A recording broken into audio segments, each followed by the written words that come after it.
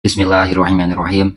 Qala al-musannifu rahimahullahu ta'ala wa nafa'ana bihi wa bi'ulumihi fid dharain. Subhanaka la ilma lana illa ma 'allamtana innaka antal alimul hakim. Faslun utawi iki iku fasal suwiji. Wa syaraitu wujubis sholati utawi pira-pira syarat wajibe salat. Salah satu asya'a iku telu pira-pira perkara. Fasal menerangkan tentang beberapa syarat wajibnya salat. Berarti ketika orang sudah menetapi syarat-syarat yang ada ini, maka orang itu sudah wajib melakukan sholat. Ya. Ketika orang itu tidak melakukan sholat, ya maka berdosa dia. Syarat wajib sholat itu jumlahnya ada 3.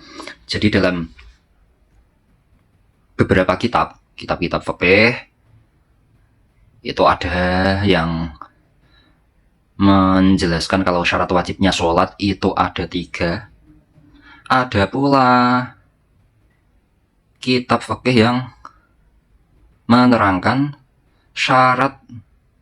antara syarat wajib sholat dan syarat sahnya sholat itu digabung menjadi satu. Ya memang keduanya ini saling berhubungan ya, antara syarat wajib dengan syarat sah. Jadi nanti kalau syarat sah dalam kitab takrib ini, itu ada penjelasannya dalam faslun tersendiri, yaitu di fasal setelah ini.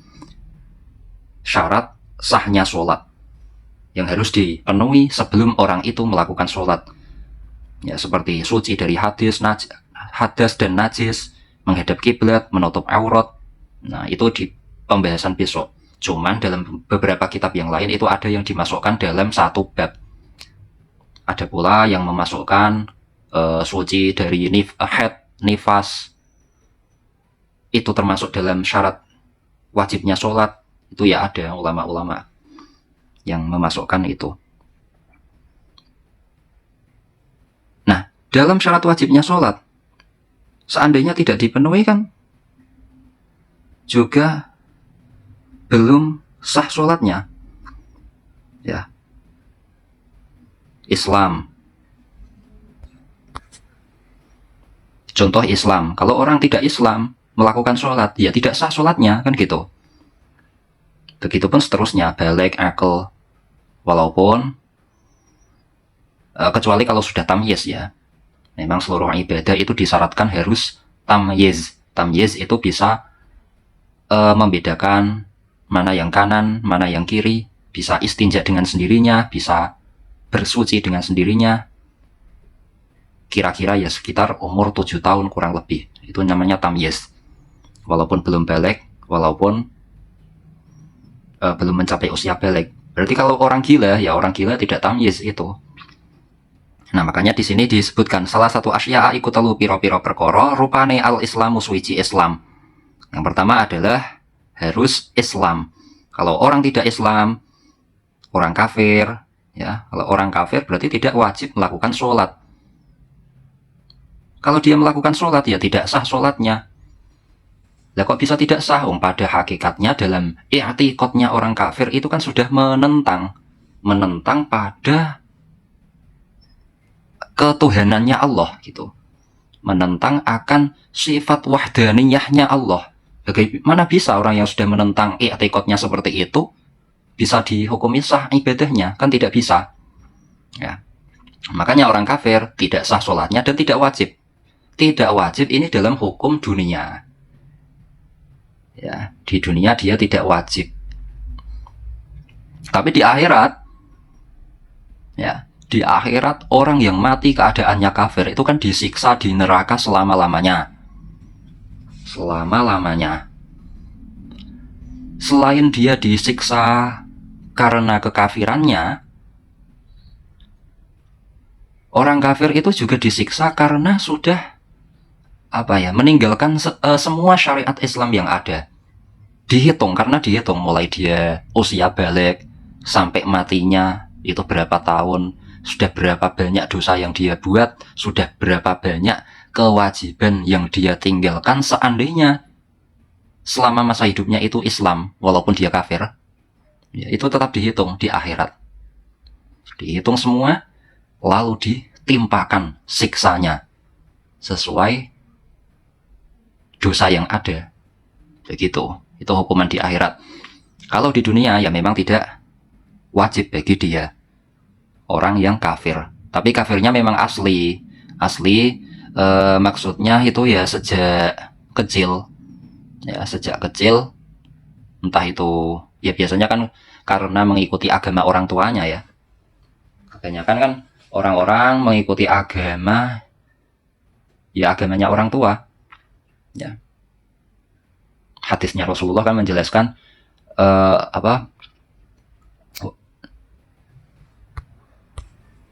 ma min mauludin illa yuladu 'alal fitrah. Tidak ada bayi yang dilahirkan kecuali dia dilahirkan dalam keadaan fitrah. Fitrah maksudnya netepi agama Islam, menetapi fitrah agama Islam. Ya, semua bayi yang terlahir seperti itu. Kemudian fa'abawahu yuhawwidanihi aw yunasironihi aw yumajjisanihi. Kedua orang tuanya yang akan menjadikan dia Yahudi, menjadikan Nasrani, menjadikan Majusi kepada anaknya itu. Maka kebanyakan biasanya ya orang-orang memang mengikuti agama orang tuanya. Tapi setidaknya kan ketika dia sudah dewasa ada banyak kesempatan untuk belajar tentang agama-agama, ya tentang agama Islam, agama yang yang benar lah, benar indallah. Nah, kalau kafirnya sudah asli sejak kecil, memang dia kafir, ya seperti itu tadi hukumnya, tidak wajib melakukan sholat. Beda lagi kalau orang murtad. Kalau orang murtad berarti kan dia sudah pernah Islam. Lalu keluar dari Islam, masuk ke agama selain Islam. Nah, maka dia tetap kewajiban melakukan sholat. Lah kok bisa? Padahal dia murtad, dia keluar dari Islam. Kewajibannya dihitung ketika dia kembali masuk Islam lagi. Seandainya tahun 2026, ya wal'iyadzubillah, na'udzubillah, ada tahun 2020 seumpama orang murtad keluar dari Islam, terus tahun 2026 masuk Islam lagi. Nah, selama masa kafirnya itu pula, seumpama kok 6 tahun, 5 tahun, ya selama masa kafirnya itu dihitung semua. Berapa kali sholat yang dia tinggalkan, sholat itu wajib dikodok ketika dia masuk Islam kembali. Gitu, itu sebagai hukuman bagi dia. Karena dia memang sebelumnya itu sudah Islam, menjadi kafir, lalu Islam lagi. Ya, wal'iyadzubillah itu orang murtad. Bedanya dengan kafir yang asli seperti itu.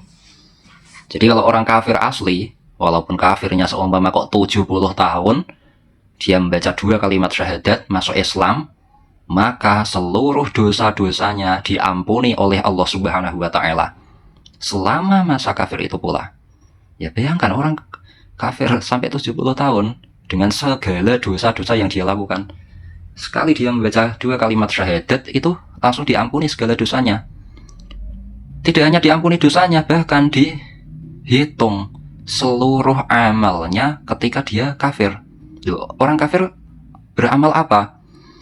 Misalkan dia pernah sedekah. Orang kafir yang sedekah kan banyak. Sedekah dengan harta, dengan tenaga, atau hanya dengan senyuman saja.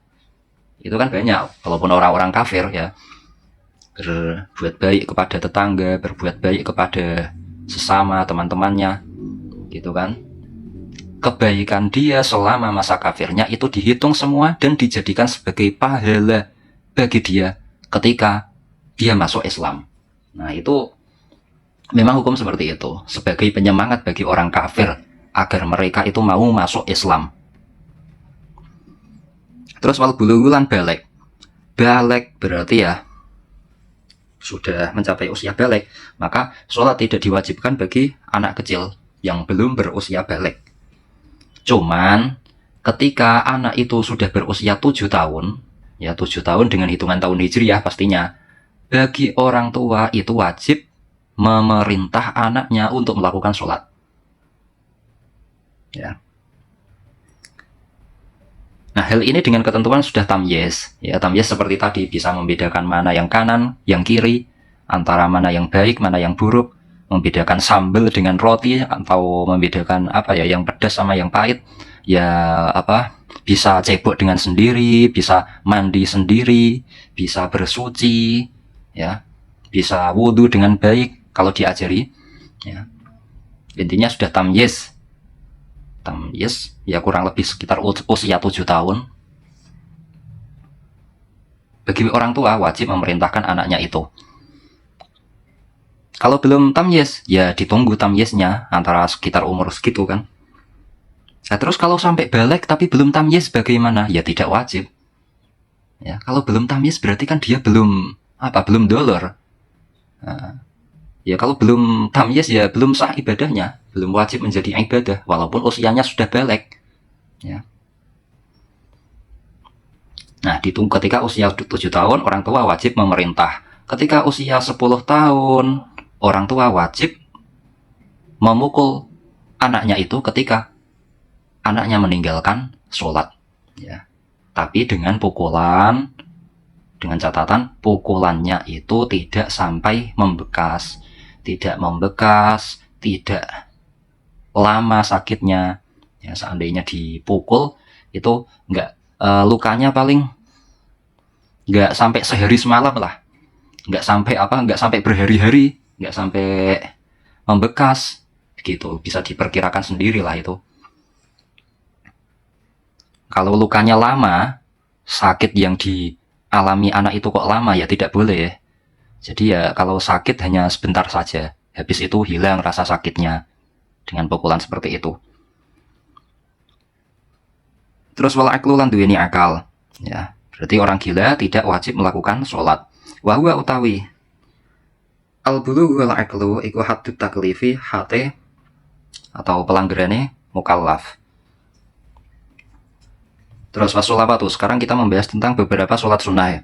Wasolawatu utawi piro-piro sholat al-masnunatu kang den sunnahake iku khamsun ana 5. Sholat sunnah itu ada 5. Rupane al-aidani sholat riyaya loro. Ya, riyaya loro maksudnya ya Idul Fitri dan Idul Adha. Ini sunnah ya karena ada sebab gitu.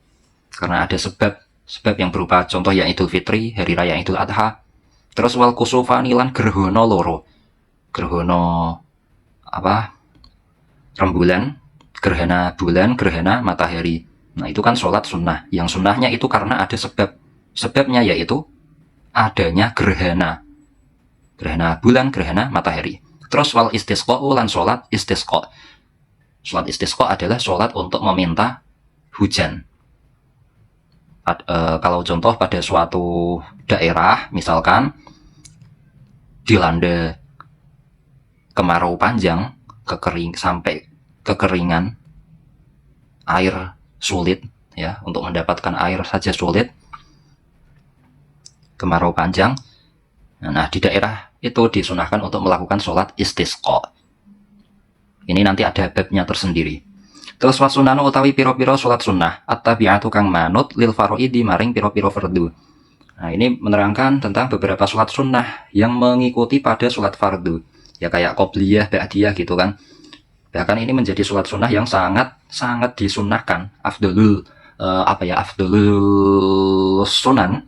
Sholat sunnah yang paling afdol untuk dilakukan. Karena sholat sunnah ini mengikuti sholat fardu. Begitu. Itu jumlahnya sehari semalam ada 17 rakaat. Apa saja itu? Rakaat al-fajri, rupane 2 rakaat sholat fajar. Maksudnya ya qobliyah subuh. Wa arba'un lan 4 rakaat qobla zuhri yang dalam sadurunge zuhur. Jadi qobliyah zuhur itu sunnah 4 rakaat. Ya, sebelum melakukan sholat fardu zuhur itu sunnah melakukan qobliyah, sholat sunnah dulu, qobliyah 4 rakaat. Ya dilakukannya 2 rakaat salam, 2 rakaat salam. Terus warakaatani lan 2 rakaat ba'dahu ing dalam sause zuhur. Nah, ini ba'diyah zuhur. Kalau ba'diyah zuhur itu 2 rakaat, kalau qobliyah zuhur tadi 4 rakaat. Wa arba'un lan 4 rakaat qoblal asri ing dalam sedurunge asar. Nah, ini qobliyah asar juga 4 rakaat, seperti halnya qobliyah zuhur. Ya, 2 rakaat salam, 2 rakaat salam. Wa rakaatani lan 2 rakaat ba'dal maghribi ing dalam sause maghrib. Wa salasun lan 3 rakaat ba'dal isya yang dalam sause sholat isya. Tadi 2 rakaat ba'diyah maghrib, terus yang sekarang 3 rakaat ba'dal isya. Maksudnya bagaimana? Ba'diyah isya 2 rakaat, ya. Ba'diyah isya 2 rakaat, terus yutiru kang gawe sholat witir sapa wong biwahidatin kelawan sak rakaat minhunna saking salasin. Nah, berarti setelah sholat isya itu ada sholat sunnah yang tabi'atun lil faraid, yang mengikuti akan sholat fardunya sholat isya. 3 rakaat itu adalah 2 rakaat sholat ba'diyah isya dan 1 rakaat untuk sholat witir. Nah, 1 rakaat untuk sholat witir. Jadi sholat witir itu dimasukkan dalam kategori sunnah tabi'ah lil faraid, ya, mengikuti akan adanya sholat fardu, karena ya saking afdolnya, saking utamanya. Dan juga sholat witir tidak bisa dihukumi sah ketika dia belum melakukan sholat isya. Jadi orang bisa mendapatkan sunnahnya sholat witir ketika orang itu sudah melakukan sholat isya gitu, ya. Dan itu yang dihitung cuma 1 rakaat saja, karena 1 rakaat itu kan sebagai minimalnya sholat witir. Ya, sholat witir itu kan bisa 1 rakaat, bisa 3, bisa 5, bisa 11, begitu kan? Yang namanya witir yang penting kan ganjil. Kalau seperti contoh yang sering dilakukan pada musola atau masjid saat bulan Ramadan, malam-malam Ramadan setelah sholat tarawih itu kan ada sholat witir, biasanya kan 3 rakaat. 2 rakaat salam, terus tambah 1 rakaat salam. Ya, bisa dilakukan seperti itu. Jadi sholat witir itu tidak hanya tertentu di bulan Ramadan saja, tapi di berbagai bulan di sepanjang tahun itu orang kesunahan melakukan sholat sunnah witir. Terus masalah sunnah wafila utawi telu piro-piro sholat sunnah mu'akkadatun iku den kukuhake. Rupane sholatul laili, sholat wengi. Ya, sholat wengi ini maksudnya ya sholat sunnah mutlak, yang waktunya itu malam hari. Waktu untuk melakukan sholat sunnah mutlak tersebut itu pada malam hari, itu yang lebih afdol. Kalau dilakukan di siang hari ya sama saja afdol, tapi keafdolannya atau keutamaannya itu di bawahnya sholat sunnah yang dilakukan pada malam hari, ya.